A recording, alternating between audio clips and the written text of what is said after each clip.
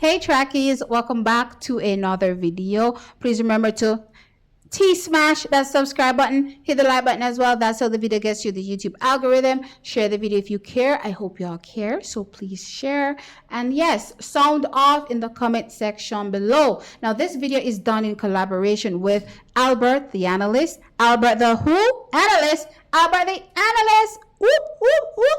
Yes, you guys asked for it, and he's now here on YouTube. So he's created a YouTube channel. He has his own platform where he goes on and discusses his thoughts of everything that happens, in track and field from his perspective. I'm going to link it into the chat. Head on over and subscribe and support by watching the content. Guys, let him know that TXT Track Time sent you. Now I'm putting it in the chat because sometimes I don't know what going in the description, but now miss the chat because I go down there, go run off on the mouth all the while. So it's going to be pinned right at the top. Follow the link and give him your support, please, and thank you. That being said, him pinch me. Albert the Analyst pinched me and said, hey T, Tina could have gone faster at the National Senior Championships. Now I'm also thinking the same thing, but what he's showing me is not what I was thinking. So I'm going to let him talk about why he believes that Tina Clayton could have gone faster at the National Senior Championships. Hey T, hey Trekkies. So T and I wanted to do a special for Tina Clayton just to kind of highlight how amazing her victory was last week Friday, considering all the factors that would have made a role in that final for the women's 100 meters. Where she became champion. After analyzing the race, I realized something, guys. Tina looked to the side when she heard Tia shout, which of course that would be instinct, not just for her but anybody, but then that's her other half, that's her twin. So I noticed that Tina looked to the side the minute she heard Tia scream. And of course, you're racing, anything can throw you off, any little thing. So I noticed that, for example, when Tina looked to the side, she must have told herself, geez, Tia just pull up, but me have to win the race because I'm doing this for both of us. She's doing this for both of us. Last year she made the team for me, I have to make the team for her. You see how long it took me to say that? Tina processed that in less than a second. And after having processed that, Tina put her head back, she put her eyes, I should say, back forward. And she finished that race and ran 10.81 with no wind to become the national champion. And I'm going to tell you why Tina didn't run 10.7 that night, because she could have. I noticed that for that split second where she got distracted and looked to where Tia was in the race, it caused her to stumble. If you rewatch that race, right after Tia pulls up, if you watch Tina's eyes, they look to where Tia would have been in her lane. And then right after that, you see a slight, either it would be considered a stumble or an overstep. And it was there for just a split second. But luckily, she's been training so hard that despite that stumble or overstep, she was still able to finish her race really strongly and almost go 10.7. So I just think that this really shows the tenacity, the drive, the determination, the grit that this young lady has. But it also shows the care that she has, because Tina did not need to look to the side when her sister screamed, but it came as instinct. The moment your sister is hurt, it's gonna come as instinct. I actually have a twin sister, and let me tell you, if I was in a race and I hear my twin sister shout and scream and pull up in pain, me I stop too. Me I pull up too, to be honest. If I hear my sister stop, I'm gonna stop too, because I'm gonna be like, are you okay? Because if you notice, as soon as the race ended, Tina did not celebrate, Tina did not look at the time, Tina looked behind her for Tia. Alright, so trackies, you heard him. So I agree with him 100%. Now, some of y'all are going to say, given, the fact that she was close enough to the line and the momentum that she was, racing with, it would have still carried her through at that same pace, 10.81 seconds. I actually don't believe that. I believe that, if her form didn't break at the shock of realizing that her sister pulled up in the race, and that was massive for her. And it also, for me, indicates how mentally tough Tina is. For her to watch her sister go down, you could watch her through the side of her eye, looking over, seeing that her sister pulled up, her form break. She actually fell over, right? Her form broke. She fell over, right? And she readjusted herself, held herself back up, and kept pushing to that line. I definitely believe that she could have shaved a couple 100ths, off that time, right? And again, she could have clocked at high 10.7 in that particular race. So that for me was absolutely eye-opening and an absolute shocker. But again, to me, points not only how fast Tina could have gone in that race, but also speaks to her championship mettle, her mindset. The fact that Tina was able to remain so focused despite what happened with Tia, that must have been so, while it displays her discipline, it also just, it must have been so hard, to try to remain focused while your other half is on the ground. You get what I mean? Or, well, wasn't on the ground, but, that's the thing. Tina couldn't even stop to look if she was on the ground.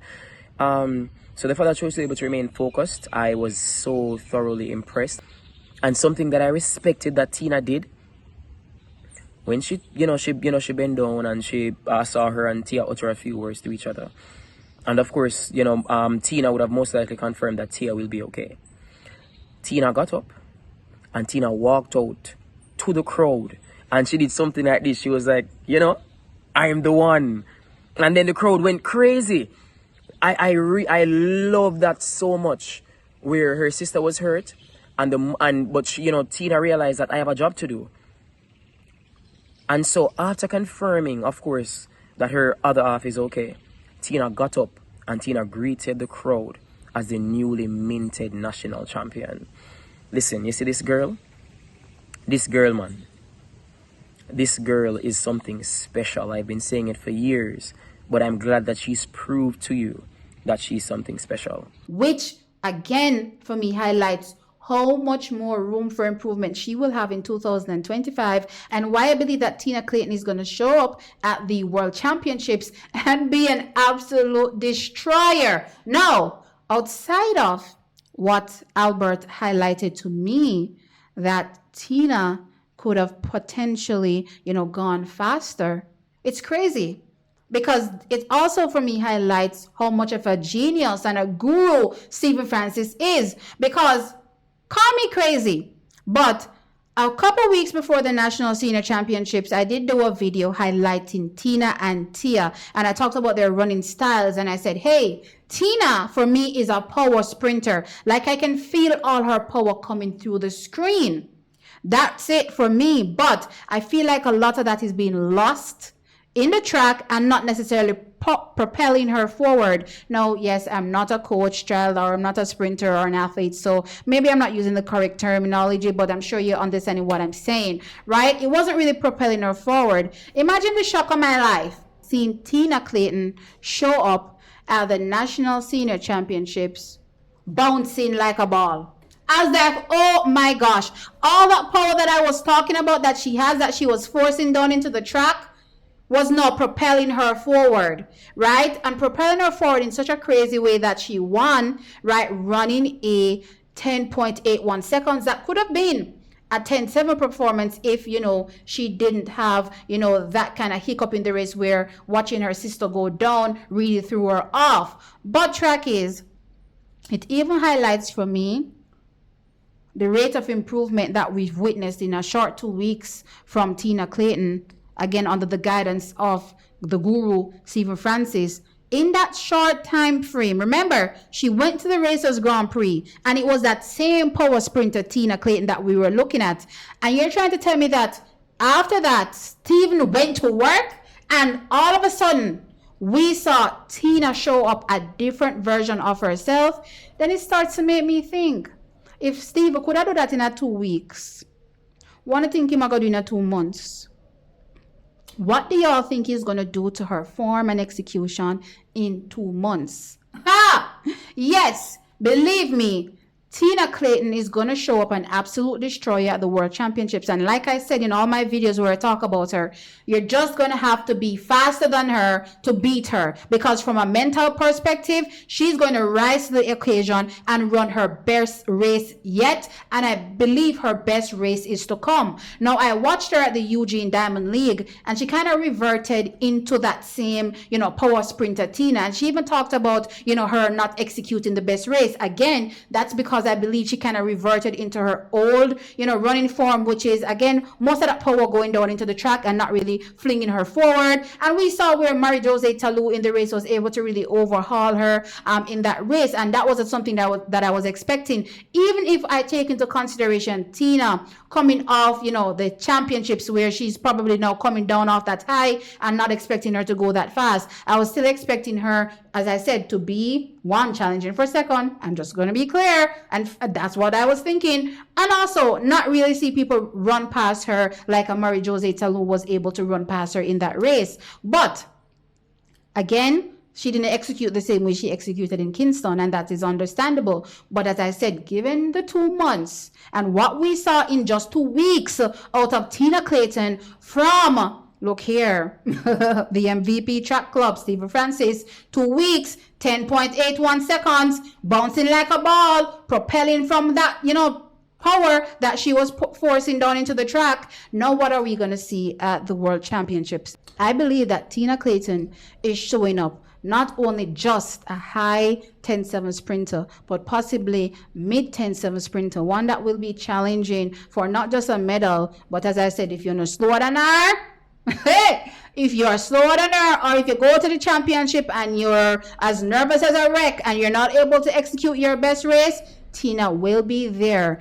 ripe for the picking to overhaul all these athletes. And she's always been that type of athlete. I remember when I watched a video and she was saying, I believe right before the Racers Grand Prix as well, she was talking about how hungry, she was. And I did even quoted that, post, and I said, hey, remain hungry because it's going to fuel you to success. And watching her success in just these short few weeks for me is absolutely crazy. But a lot of it has to do with, of course, her improving on her technique. And I believe Stephen Francis went to work right after Racers Grand Prix and, started to fine tune, a Tina Clayton, the version that we saw turn up at the National Senior Championships. And I believe that in a few months, he'll be able to do even more with her. And yeah, for those that are underestimating her, you're lost, because she's coming and she will be, taking everything for herself if the opportunity is there for her to do it. So anyway, trackies, let me know your thoughts in the comment section below. As I said, head on over to Albert,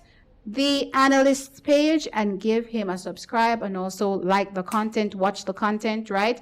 And let me know your thoughts on Tina as well. Were you as shocked as I was watching her at the National Senior Championships? I know I was. Round by round, as that this is an absolutely different sprinter, not the one that we saw a few weeks ago for sure. Anyway, let me know your thoughts. As I said, like the video and subscribe to the channel. I'll catch you in the next one. Peace.